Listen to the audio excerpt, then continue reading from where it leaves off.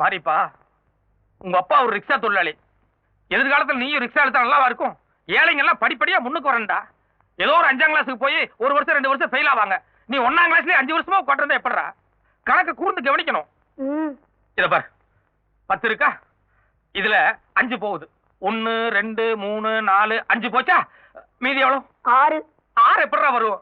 5 தான்டா. 1 2 3 4 5. நீயே உன் கை நீட்டி என்ன? 1 2 3 4 5 6. 6 தான். நீயே சம்திங் ஸ்பெஷல்.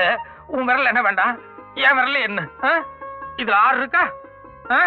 6ல வந்து இப்ப 3 போகுது. 1 போச்சு, 2 போச்சு, 3 போச்சு. மீதி எவ்வளவு? நல்லா என் விரல்ல எண்ணி பார்த்து சொல்லு. என்னங்க, கொஞ்சம் உள்ள வாங்களேன். குழந்தைங்களுக்கு பாடம் நடத்திட்டு இருக்கிறமா, தயவு செய்து தொந்தரவு பண்ண வேண்டாம். மாரிப்பா, 3 போச்சுன்னா மீதி எவ்வளவு? நல்லா பார்த்து சொல்லு. என்னங்க, உங்ககிட்ட ஒரு முக்கியமான விஷயம் சொல்லணும். ஏற்கனவே முட்டை வாங்கிட்டு வந்திருக்கான், கொஞ்சம் பாடம் நடத்த விட. ப்ளீஸ், ஒரு நிமிஷம் உள்ள வாங்களேன். 1 நிமிஷம் கிடையாது, 1/2 நிமிஷம் கிடையாது. எதா இருந்தாலும் ராத்திரி 9 மணிக்கு மேல பேசிக்கலாம். 6 1 போச்சு, 2 பாப்பா உங்ககிட்ட ஏதோ தனியா பேசணும் போல இருக்கு. புரியாம பேசாதீங்க ஆயம்மா. ஏற்கனவே குழந்தை சரியா படிக்க மாட்டேங்குது, இதுல வேற பாடம் நடத்தும் போது நீங்க வந்து தொந்தரவு பண்றது என்ன அர்த்தம்?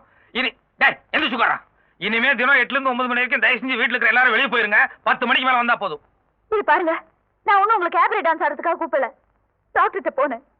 டாக்டர் நான் கர்ப்பமா இருக்கிறதா சொன்னாங்க.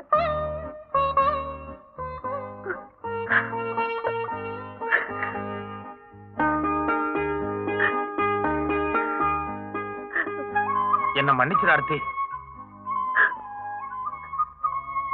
ப்ளீஸ் ப்ளீஸ், வேணா என்ன 2 அடி அடிச்சிரு. இவ்வளவு சந்தோஷமான நேரத்துல அழாதம்மா. டாக்டர் என்ன சொன்னாரு? கர்ப்பம்னு சொன்னாரா? என்ன பாக்குறேன். இப்ப என்ன தெரியும்? ஒரு சின்ன அசைவு நெளிவு ஏதாவது தெரியுதான்னு பாக்குறேன். என்னங்க வேடிக்கை? போங்க போய் கணக்கு போடுங்க. 1 1 1 1 2 2. என்னடா சொல்றீங்க? எனக்கு புரியல. 1 1 2 2 சொன்ன சாரே 3 ஆனது என்ன கணக்கு? 3. டேய் டேய் டேய் வாழுங்களா. அதனால நீங்க அப்பப்ப 1 2 3ன்னு விரல் காமிச்சிட்டே இருப்பீங்களே, மொத்தம் எவ்வளவு பாக்கி ஞாபகம் இருக்கா? கிடைக்குங்கிற நம்பிக்கையே போயிடுச்சு, அதனால எல்லாம் மறந்து போச்சு. காது கேட்கறதுக்கு மிஷின். உங்ககிட்ட காசு கொடுத்தா சீட்டாடி விட்டுருவீங்கன்னு சொல்லி 6 மாசமா உங்களோட சம்பள பணத்தை புடிச்சு வச்சு அதுல வாங்கினது. மீதி காசு உங்க சம்சாரத்திட்ட கொடுத்துட்டேன். என்ன நான் சொல்றதெல்லாம் கேக்குதா? ஏங்க, அதான் உங்க மொத்த பாக்கி தீர்த்துட்டல, அப்புறம் இது என்ன கணக்கு?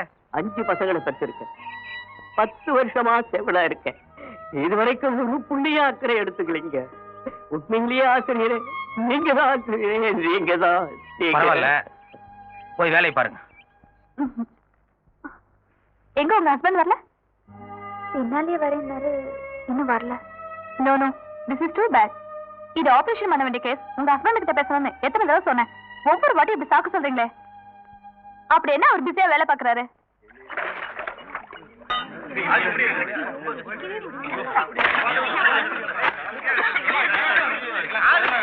எங்க சூரியன் சார், இது கார்பரேஷன் சிட்டி. கம்ப்ளைண்ட் பண்ணா வந்து கிளைம் பண்ணிட்டு போறாங்க. உங்களுக்கு ஏன் இந்த வேலை?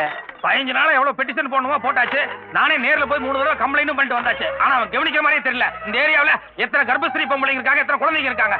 இப்பவே பாதி பேருக்கு மேல மலேரியா டைபாய்டு காய்ச்சல் வந்து ஆஸ்பத்திரியில படுத்திருக்காங்க. இன்னும் அவன் வந்து கவனிப்பா நினைச்சிருந்தோம்னா மொத்த பேர் போய் ஆஸ்பத்திரியில படுத்துக்க வேண்டியதான். சரிங்க, 20 நாளா தண்ணி தேங்கி கிடக்குதுங்களா, இதுல கைய வைக்கிறீங்க. உங்க உடம்புக்கு ஏதாவது ஒண்ணு ஆச்சுன்னா? ஒவ்வொருத்தரும் இதே மாதிரி நினைச்சிருந்தோம்னா அப்புறம் பூனை யாரு மணி கட்டுறதுன்னு வேண்டாம். பொது சேவைங்கிறது ஒவ்வொருத்தருக்கும் ரத்தத்துல ஒரு லட்சியமா இருக்கணும். அவங்க அவங்களுக்கு கொண்டாடி போலதான் முக்கியம் நினைச்சிருந்தோம்னா அப்புறம் நாட்டை யாரு கவனிக்கிறதுன்னு வேண்டாம்.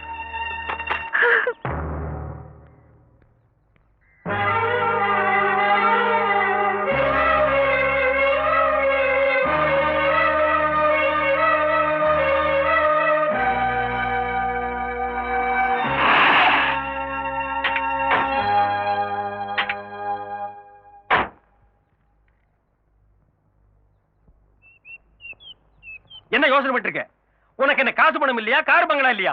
எல்லாத்தையும் உதறி தள்ளிட்டு இந்த புருஷன் தான் முக்கியம் வந்த அந்த புருஷனுக்கு நீ முக்கியம் எல்லாம் போயிட்டிய. வேற ஒரு பொண்ணா இருந்தா என்னைக்கும் உதறி தள்ளிட்டு வந்திருப்பான். நீ காட்டி இவ்வளவு பொறுமையா இருந்த. புறப்படுமா?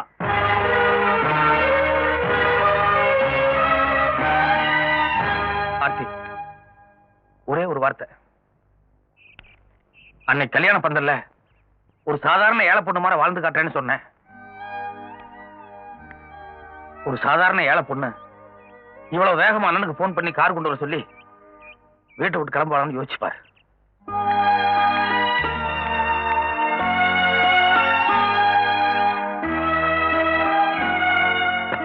ரொம்ப நன்றி ஆர்த்தி. நாளையில இருந்து நான் வெளியே எங்கேயும் போக மாட்டேன். குழந்தை பிறக்க வரைக்கும் வீட்டுல உங்க கூட இருக்கிறேன். உலகமே தலைகீழ மாறப்போகுது. திருவாசகத்துக்கு உருகார், ஒரு வாசகத்துக்கும் உருகார். வான் கலந்த மாணிக்க வாசக, நீ தேன் கலந்த வாசகத்தை நான் உண்ணும் போது ஊனுருகி உடல் உருகி உயிர் உருகி என்றாலும் உருகி சிவனே என நான் இருக்கும் போது நானும் கொஞ்ச நேரம் உருகிறேன். வேஷ்டியை கட்டிக்கிட்டு பொட்டாட்டம் உட்கார்ந்துருக்கத பார்த்தா வெளியில எங்கேயும் போக மாட்டார் போல இருக்கு. ஏன்பா ஞானம், இன்னைக்கு வேதாரண்யத்துல உப்பு சத்தியாகிரகம், வீட்டுக்கு ஒரு இளைஞர் தேவைன்னு பேப்பர்ல படிச்சேன். நீ போல? அட போப்பா, என் பேரன் வரான்னு ராஜாஜி கிட்ட எல்லாம் சொல்லியாச்சு. நீ அங்க போ, தேச பிரச்சனை. தாத்தா, தேசம்தான் முக்கியம். இருந்தாலும் தாய்க்குள்ள மூஞ்சி தூக்கிதே. பாரு ஞானம், நீ பிறக்கும் போதே நான் உன்னை இந்த நாட்டுக்கு அர்ப்பணம் பண்ணிட்டேன். நீ உனக்கே சொந்தமில்ல, இந்த தேசத்தின் சொத்து.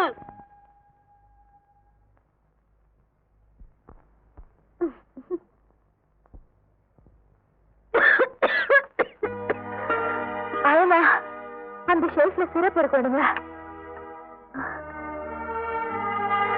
ஏமா இது ஆய்போச்சு போல இருக்க, நான் வேணா போய் வாங்கிட்டு வந்துட்டுமா? இல்ல பரவாயில்ல, நீங்க சமையல கவனிங்க. நீ இருமிட்டே இருக்கிறியம்மா. சாயந்தரம் வாங்கிக்கலாம். என்னங்க பொண்டாட்டி வைக்கிறது கெட்டு போட்டும், அதை பத்தி உங்களுக்கு கவலை இல்லை. ஆனா அந்த பைத்தியம் சொல்றது உங்களுக்கு வேத வாக்கு, அப்படிதானே? ஆர்த்தி, 3 நாளா இருமிட்டு இருக்க. அந்த சிறப்பு குடிச்சியே நின்னதா? நான் கடைக்கு போய் சுக்கு மிளகு திப்பிலி வாங்கிட்டு வந்து கொஞ்சம் கசாயம் வச்சு கொடுக்குறேன். 1 மணி நேரத்துல நிக்கதா இல்லையா பாரு. இத பாருங்க, புறப்படுதுன்னு முடிவு பண்ணிட்டீங்க. அப்புறம் எதுக்கு இந்த நொண்டி சாக்கலாம்? எப்படியாவது போய் சொல்லுங்க. It's all my fate. I can never come out of this hell. After all, I'm born to suffer. I made a choice. I deserve it. I deserve it. மாப்பிள, பாப்பா இங்கிலீஷ்ல என்ன சொல்லுதுன்னா, பொல்லாத நேரம் வந்தா புடலங்கா கூட பாம்பாயிரும்னு சொல்லுது. கிடையாது, நல்ல நேரம் வந்தா நல்ல பாம்போ கழுத்துக்கு மாலை ஆயிடும். ஜெயஹிந்த். இத பாரு, நான் நேரா கடைக்கு தான் போவேன். அங்கிருந்து நேரா வீட்டுக்கு தான் வருவேன். ஒரு முக்கிய அறிவிப்பு. இன்று காலை சென்னை ராயபுரம் பகுதியில் புதிதாக கட்டப்பட்டுள்ள அரசினர் நடுநிலை பள்ளி கட்டிடம் ஒன்று இடிந்து விழுந்ததில் 100க்கும் மேற்பட்ட குழந்தைகள், ஆசிரியைகள் மாண்டனர். இடிந்து விழுந்த இப்பள்ளி கட்டிடம் நிதியமைச்சரின் 10 அம்ச திட்டத்தின் கீழ் கட்டப்பட்டது என்பது குறிப்பிடத்தக்கது. தமிழ் தமிழ் தமிழ் எங்கோ பிறந்து எங்கோ வளர்ந்து எப்படியோ இருந்த நான் இன்று இப்படி உங்கள் முன் உயர்ந்து நிற்கிறேன் என்றால் அதற்கு உங்கள் அன்பும் ஆதரவும் அரவணைப்புமே காரணம் காரணம் காரணம். நான் உங்களை நேசிக்கவில்லை, சுவாசிக்கிறேன் தமிழர்களே, சுவாசி. கொலகாரா, நீ எல்லாம் ஒரு மனுஷனா? கொஞ்சம் கூட ஈவிரக்கு இல்லாம பச்சை குழந்தைகளை கொண்டுட்டு உனக்கெல்லாம் என்னையா பிறந்த நாள் விழா வேண்டி கிடக்கு? அந்த ஆள் சுவாசிக்கிறேன் நேசிக்கிறேன்னு பேசுனதும் ஆனந்தமா கை தட்டினீங்களே. பள்ளி கட்டடம் இடிஞ்சு 500 குழந்தை செத்தது காரணமே இந்த ஆள் தான். ஆமா, இந்த ஏரியாவில் இருக்கிற எல்லா மளிகை கடையிலையும் விசாரிச்சுட்டேன். நம்ம ஆசிரியர் மட்டும் இல்ல, சுக்கு மிளகு திப்பிலி வாங்க இன்னைக்கு யாருமே வரலையா. அந்த ஆள் இனிமே திருந்தவே மாட்டார். என்னம்மா? பொண்டாட்டி சாக கிடந்தாலும் அந்த ஆளுக்கு பொது சேவை தான் முக்கியம். எவன்டா அவன்? அயோக்கிய ராஸ்கல். பாப்பா, பாப்பா. யோ போலீஸ், என்ன வேடிக்கை பாருங்க. அந்த பள்ளி நாலு தட்டு தட்டி அவன் வேலை ஏத்துங்க. டேய், ஞாபகம் பிரச்சனை ஆரம்பிச்சிட்டான் போல இருக்கு. இதாண்டா காட்டு, கூடத 2 சோடா பாட்டில் வீசிடுவான். ஆமா, மடி அவன் மேல வரட்டும். இன்ஸ்பெக்டர், இது அராஜகம். தப்பு பண்ணது அந்த ஆளு. அந்த ஆளை முதல்ல அரெஸ்ட் பண்ணுங்க.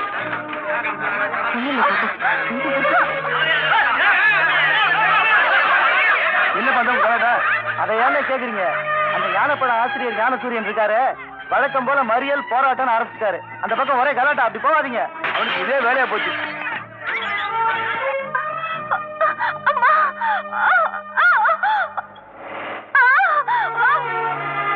இத பாருங்க பாட்டியம்மா, சீஃப் டாக்டர் இமிடியேட்டா ஆபரேஷன் பண்ணணும்னு சொல்லிட்டாரு. அவங்க வீட்டுக்காரர் கையெழுத்து வேணும். வந்திருக்காரா? வரலன்னா எப்படிமா? அவர் கையெழுத்து இல்லாம ஆபரேஷன் பண்ண முடியாது. யாராவது அனுப்பிச்சு சீக்கிரமா கூட்ட சொல்லுங்க. வீட்டுக்கு வரல, எங்க போயிருக்காருன்னே தெரியல.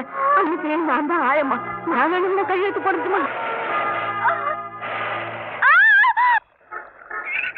அண்ணா, 2வது பள்ளிக்கூடம் இடிஞ்சு விழுந்த உடனே நம்ம கான்ட்ராக்டர் கந்தசாமி அலங்கடிச்சுட்டு ஓடி வந்து வரேன்னு சொன்னேன். கரெக்டா ஓடி வந்திருக்காரு பாருங்க. இந்தாங்கண்ணா. என்ன இத்தனை குழந்தைங்க செத்து இருக்காங்க, இப்பவும் நீ வாய மூடிட்டு சும்மா இருக்கேன்னு என் பொண்டாட்டி பிள்ளையில காரி துப்புறாங்கண்ணா. இப்ப என்ன பண்ணலாங்கிற? ஸ்கூல் கட்டடம் கட்டின முறையில தான் தப்பு நடந்திருக்குன்னு போலீஸா கண்டுபிடிக்கிறதுக்கு முன்னால நாமளே போய் சரண்டர் ஆயிட்டா தண்டனை குறையும். அது மட்டும் இல்லாம நாம கட்டின ஸ்கூல் எல்லாம் உடனடியா இழுத்து மூடிடுவாங்க. மேற்கொண்டு குழந்தைங்க சாகாமையும் தடுத்துடலாம். ஓஹோ, அப்ப உன் கூட சேர்ந்து அண்ணனும் சரண்டரா சொல்றியா? அண்ணா புறப்படுங்கண்ணா. ஐயோ, அப்படியெல்லாம் இல்லைங்க. பின்னப்படி அண்ணா, என் உயிரே போனாலும் நான் உங்களை காட்டி கொடுக்க மாட்டேன்னா. பள்ளிக்கூடம் இடிஞ்சதுக்கு முழுக்க முழுக்க நான் தான் காரணம்னு என் கைப்பட லெட்டர் எழுதி வச்சிருக்கேன்னா. இதை இப்பவே போலீஸ்ல கொடுத்து நான் சரணடைஞ்சிடறேன். என் பொண்டாட்டி பிள்ளைகளை மட்டும் நீங்க கொஞ்சம் பாத்துக்குங்கண்ணா. கந்தசாமி, முதல்ல அந்த லெட்டர் முடிச்சு பாக்கெட்ல வை. நீ போலீஸ்ல சரண்டர் ஆகிறதுக்கு முன்னாடி உன் குடும்பத்துக்கு என்னென்ன செய்யணுமோ அதை நான் இப்பவே செஞ்சு. என்னது இது? கீழே இப்பவே போலீஸ் ஜீப் வர மாதிரி சத்தம் கேக்குது. கந்தசாமி, கீழே எட்டிப்பார்.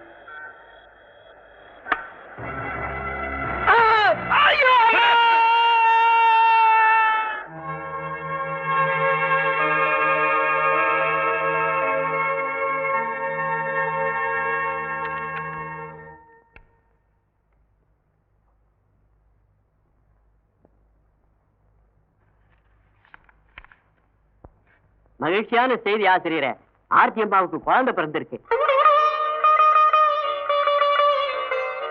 ஆர்த்தி நல்லபடியா வீட்டுக்கு வந்துருச்சுங்களா?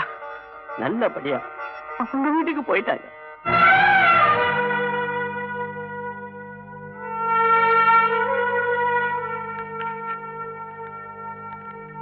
அது வேற ஒண்ணும் இல்ல, ஆர்த்தி அம்மா அவங்க கிட்ட விவாகரத்து கேட்டிருக்காங்க.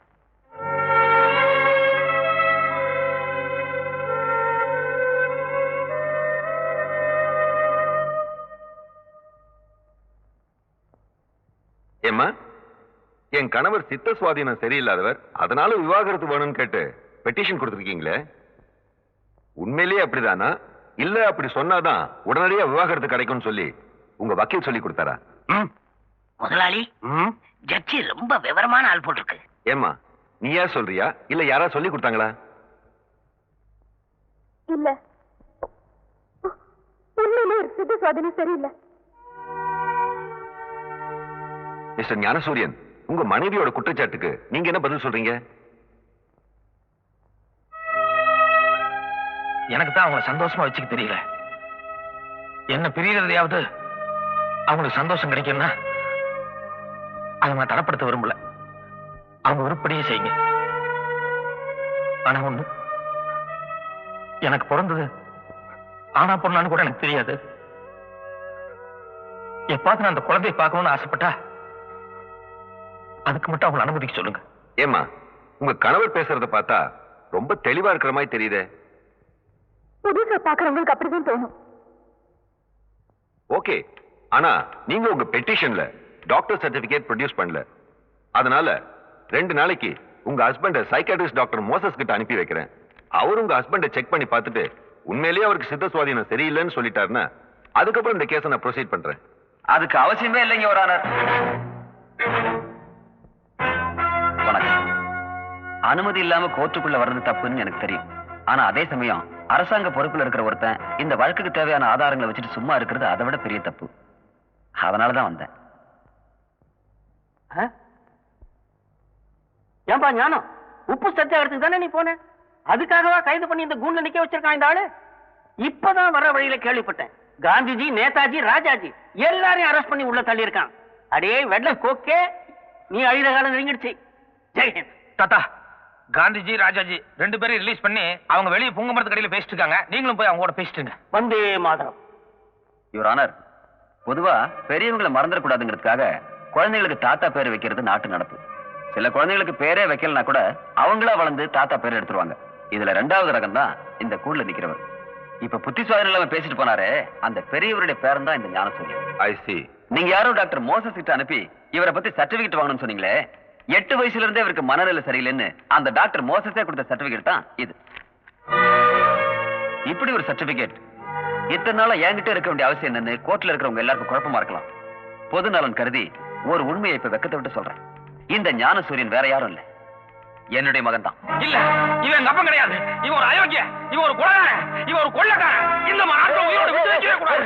Order order. இவனை கொலை பண்றதால எனக்கு தூக்கு கிடைச்சாலும் பரவாயில்ல, என்னை விட்டுருங்க. ஐ சே யூ ஸ்டாப் இட். இவரான இந்த ஆளை பத்தி உங்களுக்கு தெரியாது. இந்த ஆள் சமுதாயத்துக்கு விஷம் மாதிரி. Stop it. நீதிமன்றத்தை மதிக்க முதல்ல கத்துக்குங்க. இந்த வழக்கை பொறுத்தவரை குற்றம் சாட்டப்பட்டுள்ள ஞானசூரியன் சித்த சுவாதீனம் சரியில்லாதவர் என்பது தகுந்த அத்தாட்சிகளுடன் நிரூபணமாகிவிட்டதால் ஆர்த்தியின் விவாகரத்து விண்ணப்பத்தை இந்த நீதிமன்றம் உடனடியாக அங்கீகரிக்கிறது. மேலும் இதற்கு முன்னர் வேறொரு வழக்கிற்காக இதே நீதிமன்றம் இதே ஞானசூரியனுக்கு சிறை தண்டனை வழங்கியிருந்தது. ஞானசூரியன் இப்போது மனநோயாளி என்பது நிரூபணமாகியுள்ளதால் அந்த தீர்ப்பை இந்த நீதிமன்றம் தள்ளுபடி செய்து அதற்கு மாறாக ஞானசூரியன் அரசு மனநல மருத்துவமனையில் தங்கி அவசியம் சிகிச்சை பெற வேண்டும் என்றும் இந்த நீதிமன்றம் உத்தரவிடுகிறது. அதோடு மனநிலை சரியில்லாத ஞானசூரியன் பத்திரிகை நடத்துவதற்கும் இடைக்கால தடை விதித்து இந்த நீதிமன்றம் தன்னுடைய தீர்ப்பை வழங்குகிறது.